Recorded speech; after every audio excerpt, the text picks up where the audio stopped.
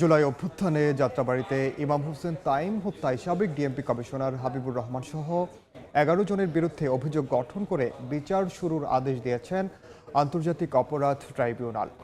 এদিকে জুলাই গণ অভ্যুত্থানে মানবতাবিরোধী অপরাধের মামলায় সালমান এফ রহমান ও আনিসুল হকের বিরুদ্ধে সাক্ষ্য গ্রহণ শুরু হচ্ছে আজ। আন্তর্জাতিক অপরাধ ট্রাইব্যুনাল একে আজ সাক্ষ্য দেবেন আন্দোলনে আহত একজন।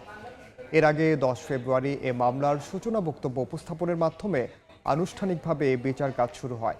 সূচনা বক্তব্যে চিফ প্রসিকিউটর বলেন, ধারাবাহিক বৈঠকের মাধ্যমে আন্দোলন দমনের নীল নকশা করেন সালমান এফ রহমান ও আনিসুল হক। 28 জন সাক্ষী এই মামলায় সাক্ষ্য দেবেন বলে জানান তিনি।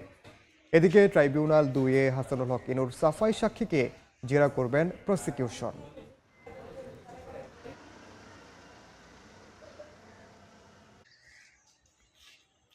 এ বিষয়ে বিস্তারিত জানাতে ট্রাইব্যুনালে আছেন সহকর্মী শাহরিয়ার সৌমিক। সরাসরি যাচ্ছি তার কাছে। জুলাই গণঅভ্যুত্থানে মানবতা বিরোধী অপরাধের দায়ে অভিযুক্ত সাবেক মন্ত্রী আনিসুল হক এবং সালমান এফ রহমানের বিরুদ্ধে যে মামলা হয়েছিল সেই মামলার আনুষ্ঠানিক সাক্ষ্য গ্রহণের কার্যক্রম আজ শুরু হওয়ার কথা রয়েছে। আর কিছুক্ষণের মধ্যে হয়তো সাক্ষ্য গ্রহণের কাজটি শুরু হবে।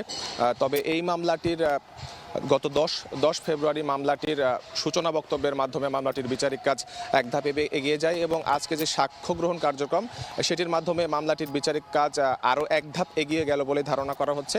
এবং সূচনা বক্তব্যে প্রসিকিউশন জানায়, জুলাই গণঅভ্যুত্থানের সময় যে ছাত্রদের অভ্যুত্থানে অংশগ্রহণকারী ছাত্র যারা ছিলেন তাদেরকে মিথ্যা মামলা দিয়ে মামলা দেওয়া এবং তাদের আন্দোলন নস্যাৎ করার যে নীল নকশা, সেই নীল নকশার পেছনে প্রধান গুরুভার যার উপর ছিলেন তিনি হচ্ছেন আনিসুল হক এবং সালমান এফ রহমান। এবং আরেকটু বিষয় জানিয়ে রাখতে চাই, রাজধানীর কল্যাণপুরের জাহাজবাড়িতে যে 9 জনকে জঙ্গি নাটক সাজিয়ে যে মামলা যে হত্যা করা হয়েছিল সেই মামলার পেছনে যে প্রধান আসামি সাবেক প্রধানমন্ত্রী শেখ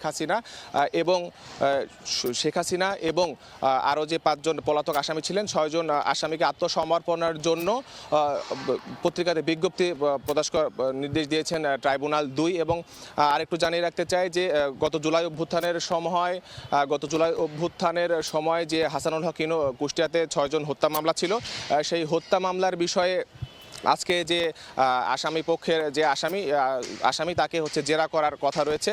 এখন পর্যন্ত সাবেক মন্ত্রী আনিসুল হক, হাসানুল হক ইনু এবং সালমান এফ রহমান তাদেরকে আদালতে হাজির করা হয়েছে। ধারণা করা হচ্ছে কিছুক্ষণের মধ্যেই সাক্ষ্য কার্যক্রম শুরু হবে। তো আদালত প্রাঙ্গণ থেকে এই ছিল আমার কাছে সর্বশেষ তথ্য। সরাসরি যুক্ত ছিলাম আন্তর্জাতিক অপরাধ ট্রাইব্যুনালে।